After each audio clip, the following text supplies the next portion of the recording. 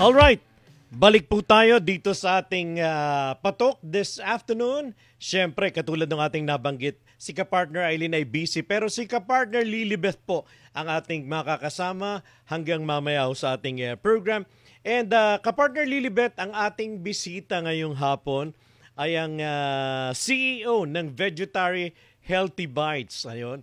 At marami siyang ikukwento sa atin at siguro isa na dyan yung kanyang mga struggles dahil based nga doon sa kanyang research na binasa natin, marami rin siyang kumbaga marami ring trials yung kanyang dinaanan. Trial and error, sir. Oo, marami diba? siyang sa pag-produce ng kanyang produkto. Tama. Yes.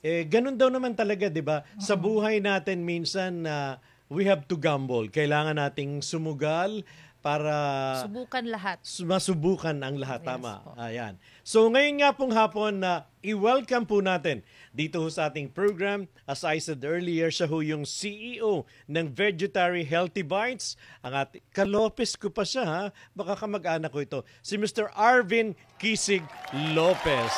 Sir Arvin, magandang hapon po sa inyo. Magandang hapon, Sir Arvin. Magandang hapon po. Ayan. So, ngayon, Sir Arvin, sa isang unang tanong po namin sa inyo is kailan kayo nagsimula sa sa business? Mhm. At paano mo ito bakit mo ito naisipan? Yun po. Actually 2003 shift ako ng lifestyle ng diet, naging vegetarian ako. So from there, syempre, dahil hindi naman tayo nagsimula na vegetarian, hindi tayo, dati talagang meat eater ako. Malakas akong kumain ng meat, lalo na ng bulalo, mga fried chicken, lahat. Tapos, yung syempre, bisyo. So, galing sa ganong lifestyle, nung medyo nagka-edad na ng konti, naghanap na ako ng healthier lifestyle. And from there, may nakilala ko yung eventually siya yung naging mentor ko. Doon ko na isipan na unti-unti actually magbago ng diet. Mhm. So, nung nagbago ako ng diet, hinahanap ko pa rin yung mga dati kong gustong kainin. Mhm. Yung mga paborito kong kainin. Kasi naalala ko bigla ngayon, yung lola ko, dahil matatanda na sila, pag kumakain sila ng karne, yung taba, hinihiwa, di ba? Tapos, ginagawa niya, tinatabi niya. Aha. Tapos, kasi, kaya niya yung tinatabi, hindi niya tinatapon, kasi lulutuin niya yun. Tapos, pag dumating ako galing school, sa akin ipapakain. So, syempre, nung nag-vegetarian ako, hindi ko na makain yun. So, kaya, naghanap ako ng paraan para at least matikman ko ulit yung comfort food na nakakain ko nung Yung bata nakasanayan ako. mo, Sir Arvin. Yes, and naging nagsimula ako ng nagsusubo kami mag-create ng mga dishes na gawa sa gulay pero mukhang karne. Mukhang karne. So, yan. Una, nagbebenta lang kami sa mga maliliit na kantin, gano'n. Pero siguro, Sir Arvin, before we move on further dito sa Vegetary Healthy Bites business mo ngayon, I understand may mga iba ka pang sinubukan bago ito eh. Kumbaga, gano'n naman talaga, marami tayong susubukan muna until finally, makita natin na ito pala yung angkop na business sa atin. Tell us more, paano ba nagsimula? May negosyante ba sa family, Sir Arvin? Or kumbaga talagang dun sa ambisyon mo na umasenso kaya nag-isip ka ng negosyo? Kasi usually, it runs in the family. Nakita sa pamilya yung negosyo. In your case, Sir Arvin, paano ba nag-start yung iyong isip na makapagnegosyo? Actually, yung dad ko isang executive sa isang corporation sa San Miguel. Okay. Tapos yung mom ko, housewife, pero siya yung mahilig maggawa ng mga eksperimento sa kusina na binebenta sa mga kantin. Okay. So siguro dahil hindi ko naman kasing talino yung tatay ko, Aha. so mas doon ako nag-lean sa sa pagluluto, sa pag-eeksperimento. So kaya siguro doon yung naatrasan ko na rin, nagsimula kami mag-create ng mga dishes. Pero nung simula, sabi nyo nga, marami akong sinubukan munang iba't ibang negosyo na... Like ano-ano yun, Sir Arvin? Yung mga nauna mong sinubukan. Nagsimula po ako dati, nag-alaga ako ng pugo. So, ang hirap pala mag-alaga ng pugo kasi kailangan billion yung alaga mo para maging sustainable. Yes. So, hindi naman pwede yung kokonti lang. Tapos, pagkatapos no, nagsubok din ako mag-grow ng oyster mushrooms when early 2000s. So, kaya lang, tinamaan ako nung napakalakas na bagyo nung early 2000s. Na-wipe out yung yung tinatawag na mushroom house. So, pagdating nun, hindi na ako nakabalik ulit sa pagma-mushroom. So, during that time din, nakilala ko na nga yung mentor ko. Medyo hindi muna ako nag-negosyo for a while. Tapos, then, syempre, dahil siguro, hilig ko talaga yung mag-business. At the same time, nag-shift na nga ako ng diet. Naisipan ko na mag-offer ulit ng food na gawa naman sa plants. So, gawa naman sa gulay. So, Sir Arvin, So, yeah.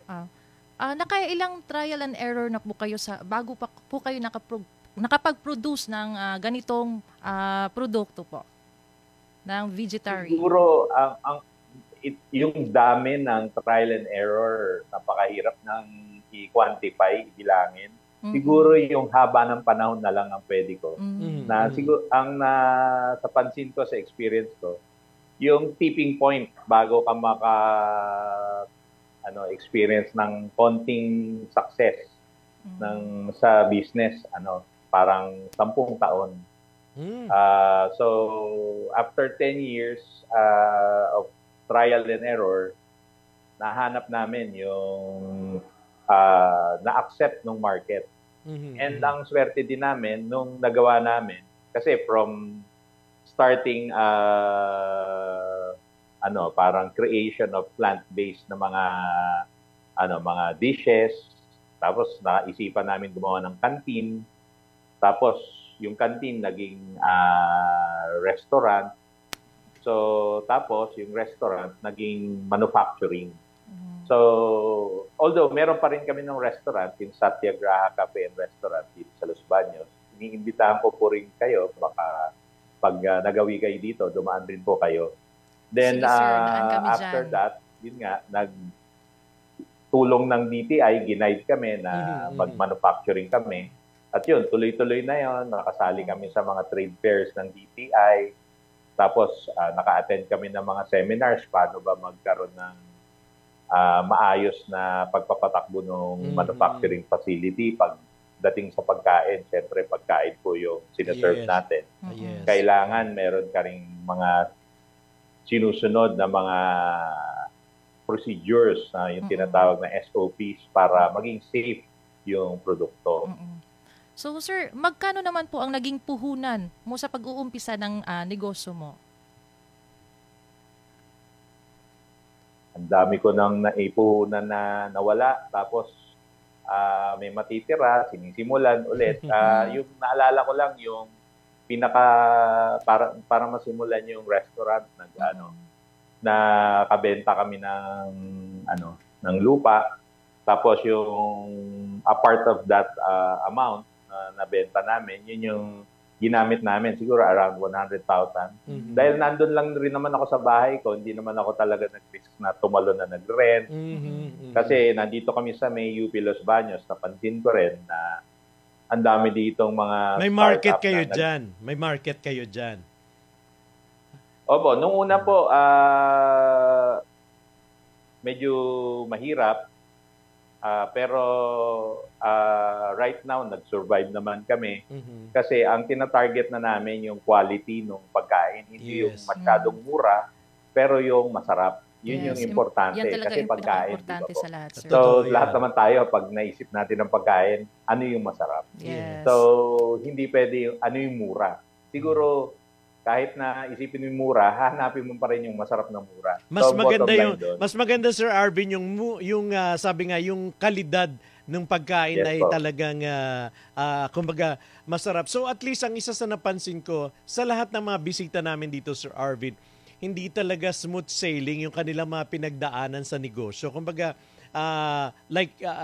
sabi mo nga marami kang trials na dinaanan. Pero the good thing is hindi ka sumuko kasi yung iba na nagbe-venture in any business, para bang pag once na hindi inayunan ng panahon, para bang nasisira na yung diskarte, ayaw na nilang mag-business. But in your case, kumbaga you keep on trying. Yeah. Kasi nga kung sumuko ka siguro, baka wala tayo nitong mga healthy vegetarian na mga ino-offer na ito sa ngayon, Sir Arvin.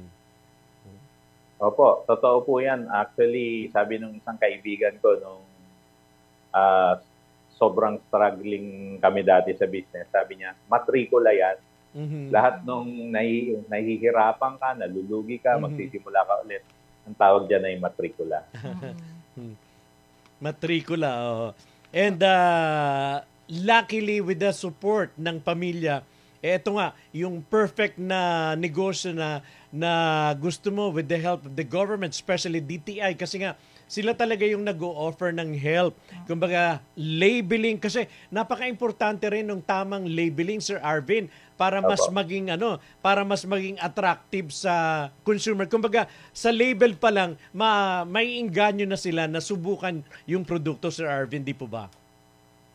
Opo, bali, napasama po kami, sinwerte kami, sinama kami ng DTI dun sa One Town, One Product.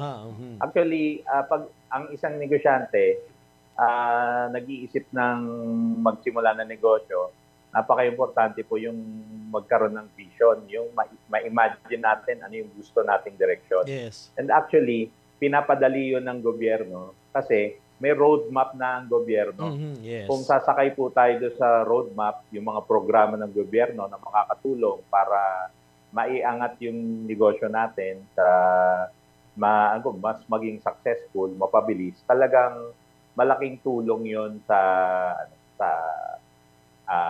para mapabilis yung success ng mga business na gusto nating simulan. Tama.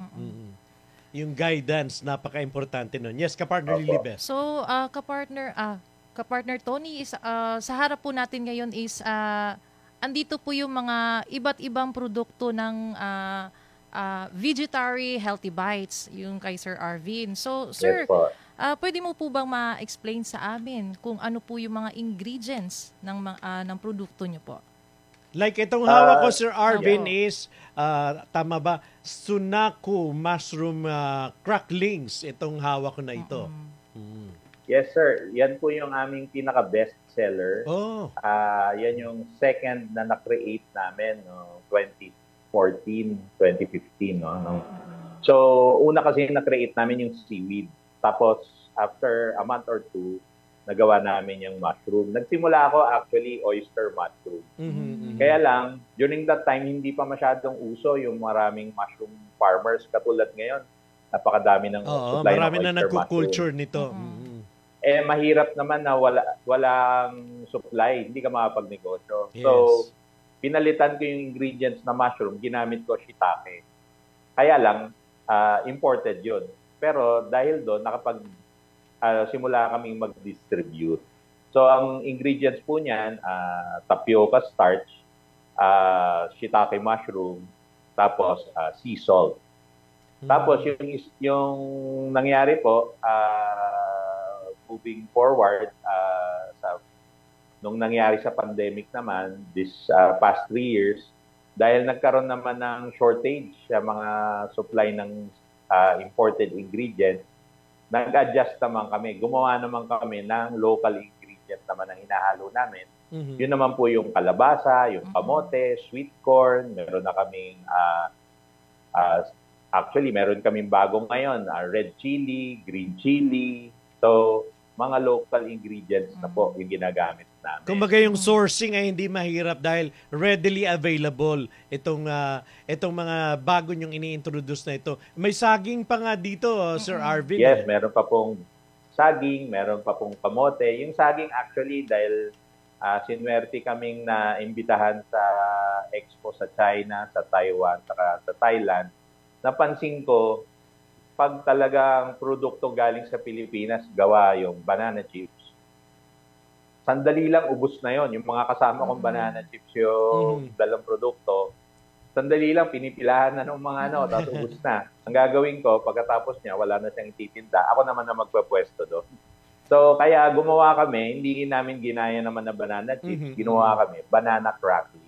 Ayun. So, sir, ito sir, kakaiba ditong hinawakan ko ngayon is VegNet. Ano pong ano nito, sir? Kasi po, ma'am, meron rin po kaming frozen line. Ang brand namin under Kindred, yung mga meat alternatives, yung ibig sabihin imbis na yung totoong karne yung gagamitin mo, pwede mong i-replace ng mga plant-based meat na kine-create namin. Yes. Wow. So, ngayon, frozen yon. So, mahirap siyang, kumbaga, pag binibenta mo sa bazaar, kailangan may freezer ka pa, or pag gusto mong ibenta sa mga stores, kailangan makikipagsiksikan ka sa freezer space. So, ginawa kami na yung ready to eat na. Yan po yung version namin na bagnet. So, it's plant-based bagnet. It's called VegNet. Then, gumawa rin kami yung lechon kawali, which is a frozen line. Meron kaming bestseller sa restaurant namin, saka sa frozen line namin, yung lechon. It is our original creation na ngayon, ginawa namin, ready to eat chips na siya. Lechon kawali. Ayun. Kumbaga, Yun, ready to eat na yan. Alright.